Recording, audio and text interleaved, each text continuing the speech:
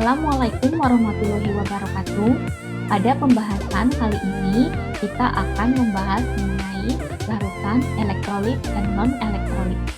Sebelumnya, pasti kalian pernah mendengar, membaca, atau bahkan mengalami salah satu peristiwa alam, yaitu banjir. Pada awal tahun 2021, Kota Semarang mengalami banjir bandang. Nah, apa sih yang akan segera PLN lakukan ketika terjadi banjir? Ya, petugas PLN akan segera memutus arus listrik transformator atau trafo. Tujuannya agar arus listrik tidak dapat mengalir melalui air, karena kalau dapat mengalir melalui air, itu dapat membuat manusia atau benda-benda lain ikut tersetrum. Nah, lantas apakah listrik mampu merambat melalui air? Nah, ini ada salah satu contoh peristiwa ya, fenomena di mana kabel listrik itu menyetrum manusia yang melalui air. Kemudian ternyata peristiwa tersebut itu berhubungan dengan larutan elektrolit dan non-elektrolit. Sebelum mengenal lebih jauh mengenai larutan elektrolit dan non-elektrolit, kita pahami dahulu apa sih arti dari larutan.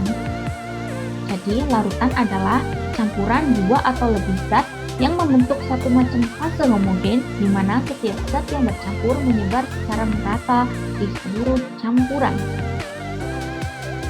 Contohnya, larutan gula itu, kenapa disebut larutan gula? Karena gulanya dilarutkan ke dalam air. Kemudian, larutan garam. Mengapa disebut larutan garam? Karena garamnya dilarutkan dalam air. Selanjutnya, larutan sirup. Disebut larutan sirup karena sirupnya dilarutkan dalam air. Untuk komponen larutan itu ada dua. Yang pertama, pelarut. Yang kedua, terlarut. Pengertian pelarut itu suatu zat yang dapat melarutkan zat lain. Jumlahnya itu biasanya lebih banyak dibandingkan dengan zat lain. Sedangkan terlarut itu kebalikannya. Suatu zat yang dilarutkan dalam pelarut, jumlahnya lebih sedikit di dalam larutan. Larutan itu mempunyai kemampuan menghantarkan listrik, sehingga dibagi menjadi dua macam, yaitu larutan elektrolit dan larutan non-elektrolit. Larutan elektrolit adalah larutan yang dapat menghantarkan arus listrik. Larutan elektrolit juga dibagi menjadi dua macam, yaitu ada larutan elektrolit kuat dan larutan elektrolit lemah. Selanjutnya, pengertian dari larutan non-elektrolit yaitu larutan yang tidak dapat menghantarkan arus listrik. Berikut ilustrasi mengenai larutan. Jadi pelarut itu digambarkan sebagai zat yang jumlahnya lebih banyak, sedangkan zat terlarut itu jumlahnya lebih sedikit. Ketika keduanya dicampurkan akan membentuk larutan, di mana partikel zat terlarut tidak dapat terlihat sehingga tidak dapat dibedakan dengan pelarutnya. Kemudian, mengapa sih larutan elektrolit itu dapat menghantarkan arus listrik, sedangkan larutan non-elektrolit itu tidak dapat menghantarkan arus listrik? Ya, ini tuh berdasarkan penelitian Arrhenius ya. Jadi, di dalam larutan itu, zat elektrolit terurai menjadi ion-ion yang bermuatan listrik dan ion-ion tersebut selalu bergerak bebas. Nah, kemudian pada zat elektrolit kuat itu akan terlarut dengan sempurna sehingga menghasilkan banyak ion. Sedangkan pada zat elektrolit lemah terurai sebagian sehingga jumlah ion yang dihasilkan itu sedikit. Nah, untuk larutan elektrolit itu tidak terurai sama sekali menjadi ion-ion, melainkan tetap dalam bentuk molekul yang tidak bermuatan listrik. Nah, di sini ada karakteristik larutan. Jadi itu kemampuan suatu zat untuk terion dalam larutannya itu dinyatakan dengan derajat ionisasi. Kemudian derajat ionisasi itu ada 3. Jika elektrolit kuat itu derajat ionisasinya sama dengan 1, artinya itu larutannya terionisasi dengan sempurna. Untuk elektrolit lemah itu derajat ionisasinya di antara 0 sampai dengan 1. Itu akan terionisasi sebagian, sedangkan non-elektrolit derajat ionisasinya sama dengan 0, artinya larutan non-elektrolit itu tidak dapat terionisasi. Selanjutnya, larutan elektrolit seperti yang sudah dijelaskan sebelumnya itu ada 3. larutan elektrolit kuat, elektrolit lemah, dan non-elektrolit. Di sini terdapat contoh ionisasinya. Yang pertama, elektrolit kuat itu ada KCl. KCl itu termasuk elektrolit kuat. Jika diionisasi dalam air akan menghasilkan K+ dan Cl-. Sedangkan di sini contoh dari elektrolit lemah ada NH4OH, di mana ini termasuk larutan basa lemah, sehingga dalam air akan terionisasi menjadi NH+ ditambah dengan OH-. Untuk larutan non-elektrolit, contohnya ini larutan gula C6H12O6 tidak akan terionisasi di dalam air.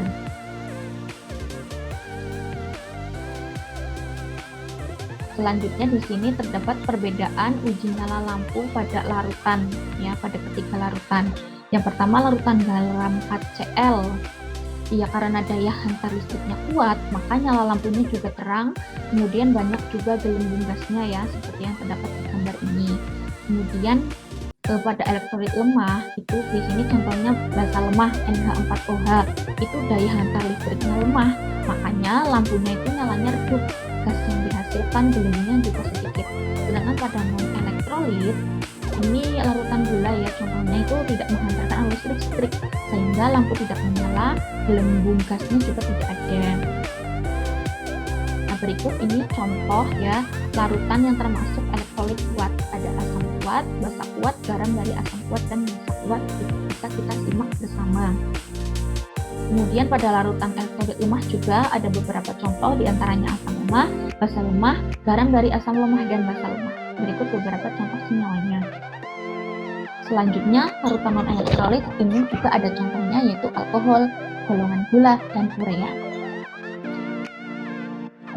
Terima kasih, sekian mengenai konsep dari larutan elektrolit dan non-elektrolit. Selanjutnya kita akan belajar mengenai uji daya hantar listrik melalui praktikum secara virtual. Terima kasih.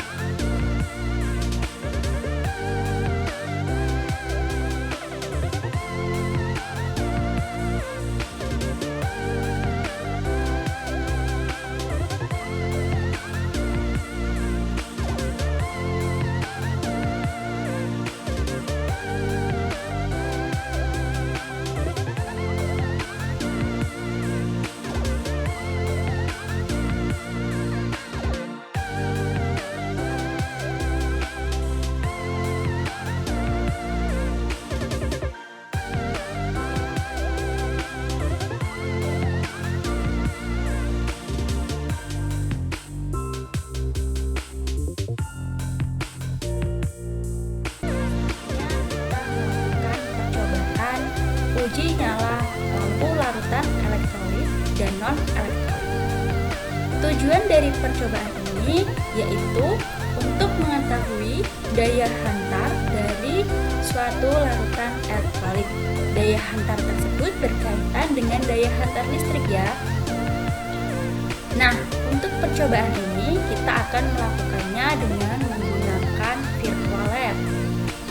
Virtual lab sendiri merupakan suatu media yang digunakan untuk melakukan percobaan atau praktikum tanpa kita harus melakukannya di laboratorium.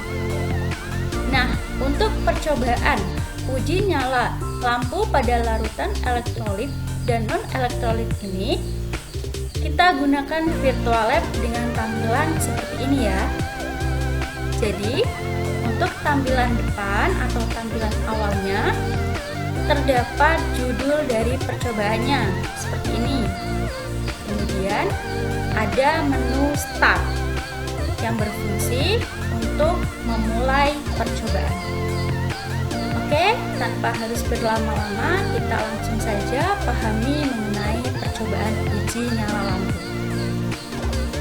Kita bisa memulai dengan klik tombol start.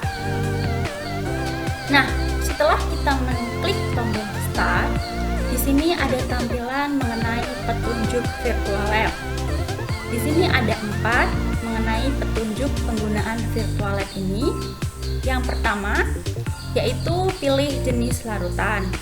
Nanti di dalam virtual lab ini terdapat beberapa jenis larutan yang bisa kita lakukan percobaan. Kemudian klik on pada saklar untuk mengaktifkan dari percobaannya, sehingga nanti kita mengetahui perubahan yang terjadi.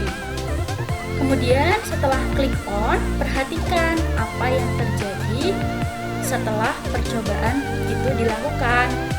Nah, yang keempat adalah klik off pada saklar untuk mengembalikan seperti awalnya. Nah, langsung saja ya, di sini kita akan memulai percobaan. Kita bisa klik tombol play. Nah, setelah kita mengklik tombol play, di sini ada tampilannya. Di sini ada rangkaian dari uji daya hantar listrik. Kemudian di sini ada kotak yang berfungsi sebagai perintah untuk memberikan perlakuan pada alat uji. Nah, pada kotak ini terdapat judul, yaitu daya hantar listrik larutan. Kemudian ada jenis larutan. Nah, pada jenis larutan ini nanti kita sediakan beberapa larutan, misalnya.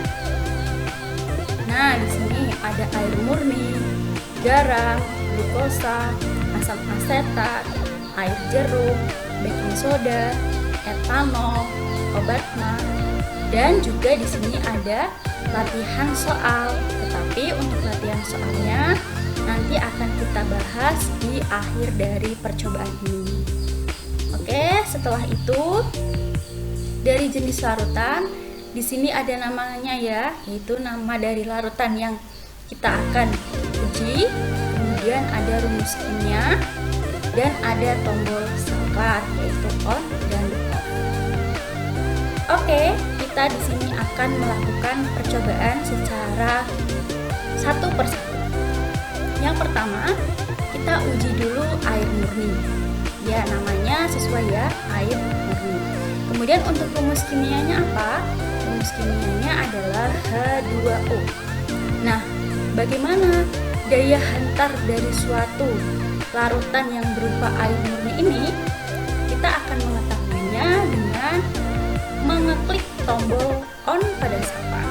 Oke, kita coba klik. Nah, sekarang kita amati perubahan apa yang terjadi pada alat uji.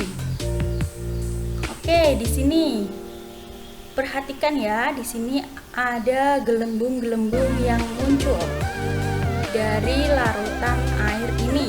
Kemudian pada lampu ternyata tidak menunjukkan perubahan. Sebelum saklar di-on-kan, lampu memang sudah tidak menyala, dan ketika saklar di-on-kan, lampu pun tetap tidak menyala. Artinya apa? Artinya bahwa larutan yang berupa air murni ini termasuk dari larutan yang bersifat netral. Ya, netral, sehingga dia tidak menghantarkan listrik secara kuat. Dia hanya muncul gelembung-gelembung, yang artinya daya hantarnya itu lemah ya.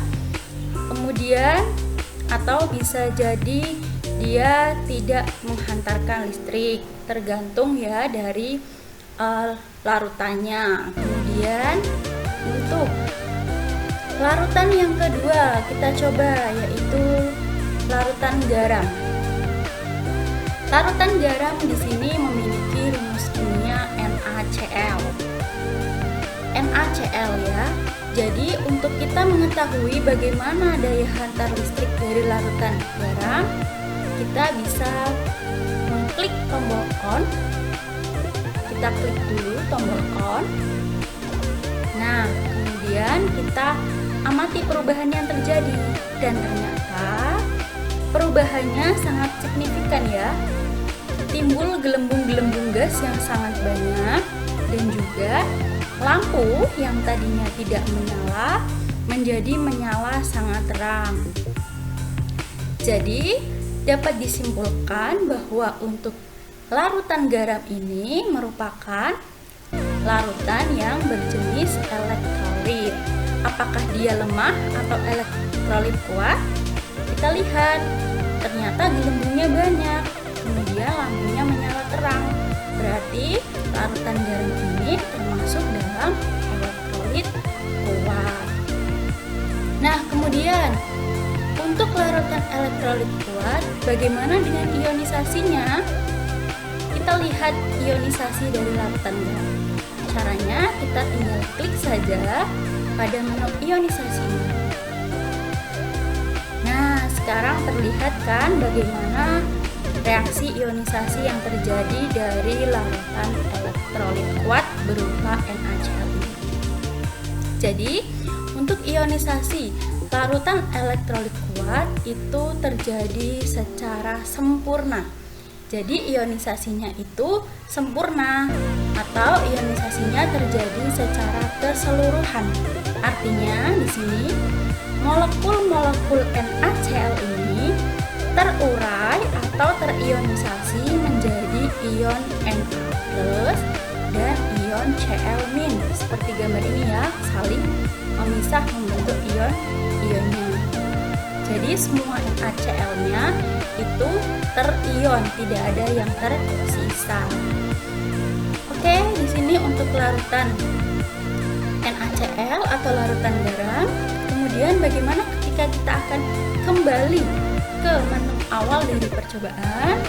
Kita bisa klik tombol silang di sini atau X. Nah, ketika kita mengklik tombol X, kita akan kembali ke menu percobaan ini. Oke, selanjutnya kita bisa menguji larutan yang ketiga. Nah, larutan ketiga di sini adalah glukosa. Kita klik glukosa. Oke, nama dari larutannya adalah glukosa. Kemudian untuk rumus kimianya adalah C6H12O6. Bagaimanakah reaksinya ketika kita klik tombol on? Coba kita lihat ya.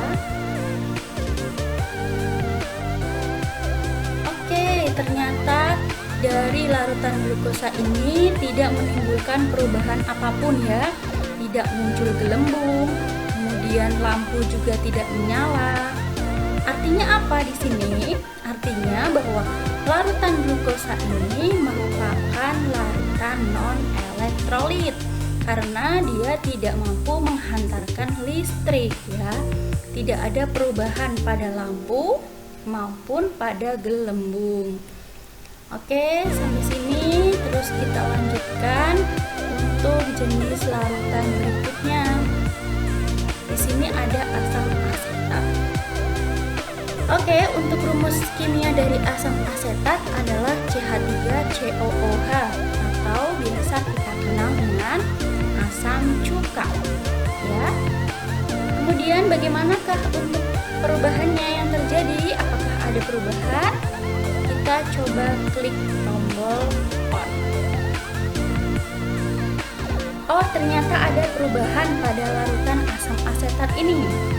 Apa perubahannya? Perubahannya yaitu lampunya menyala, tetapi di sini menyalanya redup, tidak terlalu terang seperti larutan pada NaCl ya. Kemudian di sini terjadi gelembung-gelembung gas, tetapi gelembungnya tidak terlalu banyak. Artinya apa? Kalau suatu larutan itu menghasilkan gelembung yang sedikit dan lampu yang redup, artinya adalah bahwa larutan tersebut merupakan larutan elektrolit lemah. Bagaimanakah dengan ionisasi dari larutan asam asetat sebagai elektrolit lemah? Kita coba lihat ya. Oke, ini yang ionisasinya. Perhatikan dari pergerakan gambarnya ya. Kita lihat. Nah, untuk ionisasi dari asam asetat ini yang termasuk elektrolit lemah itu terjadi sebagian. Artinya tidak semua molekul dari CH3COOH ya, dari molekul ini tidak terionisasi semuanya. Artinya masih ada molekul-molekul CH3 atau COOH itu sendiri, dan yang sebagiannya lagi akan terionisasi membentuk ion CH3COO- ya, ini seperti ini, dan ion H+.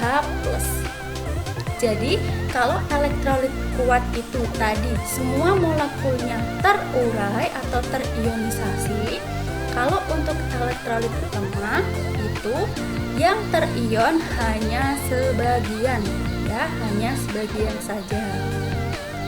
Oke, sampai sini kita lanjutkan lagi. Kita bisa klik tombol X untuk melanjutkan ke larutan berikutnya. Selanjutnya bisa kita klik lagi untuk yang larutan air jeruk. Air jeruk memiliki rumus kimia HOC CH2 CO2 H2 kali. Nah, bagaimanakah dengan reaksi dari larutan air jeruk ini?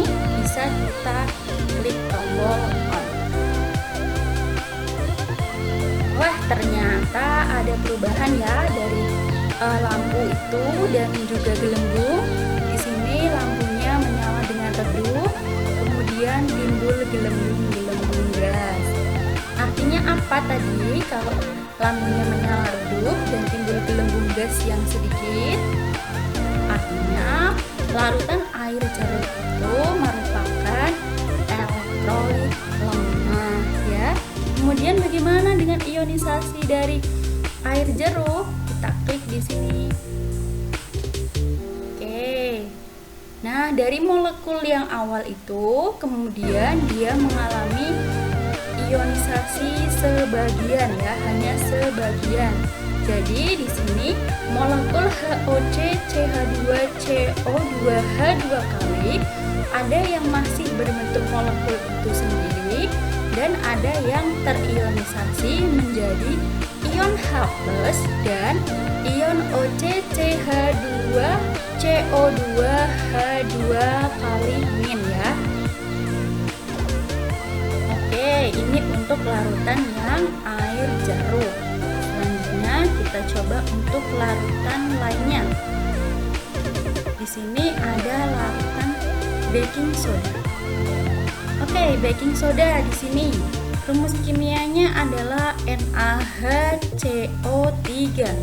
NaHCO3 apakah termasuk elektrolit kuatkah atau elektrolit lemah? Maka kita buktikan dengan mengklik tombol on.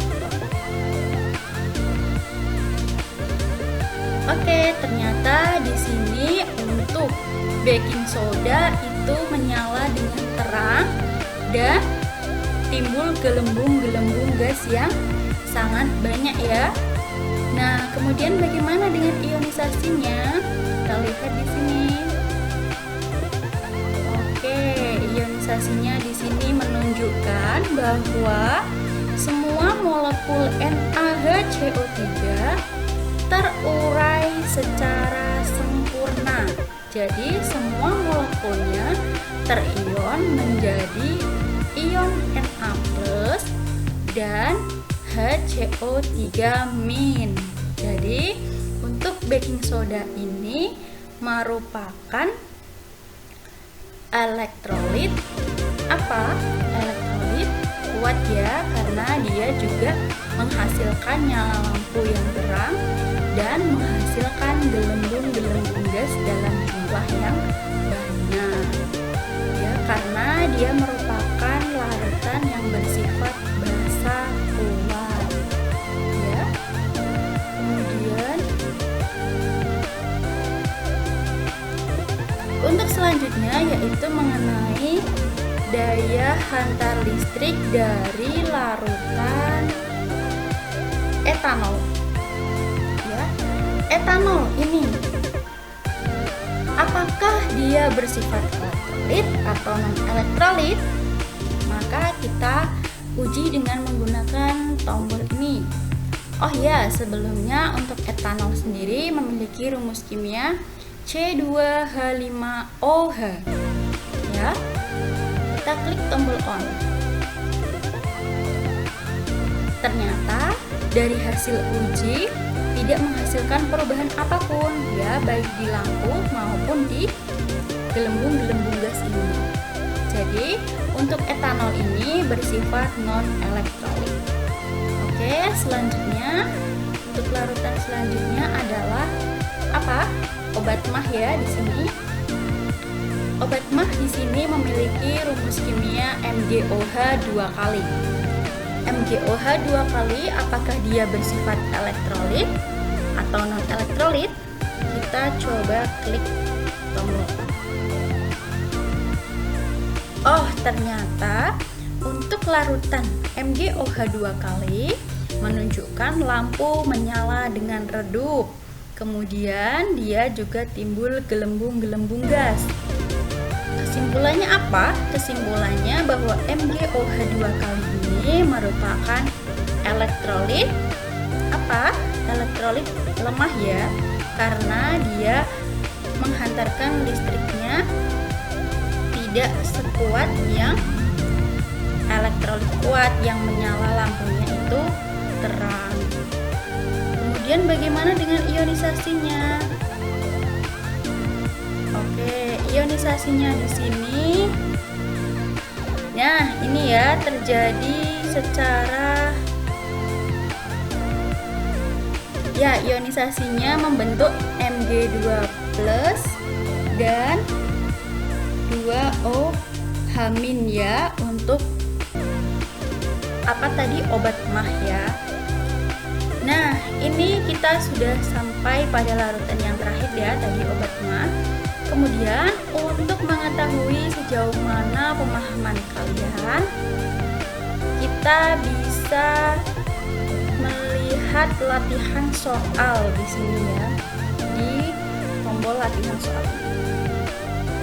Nah, di sini ada pertanyaan, senyawa manakah yang membuat lampu menyala dengan terang?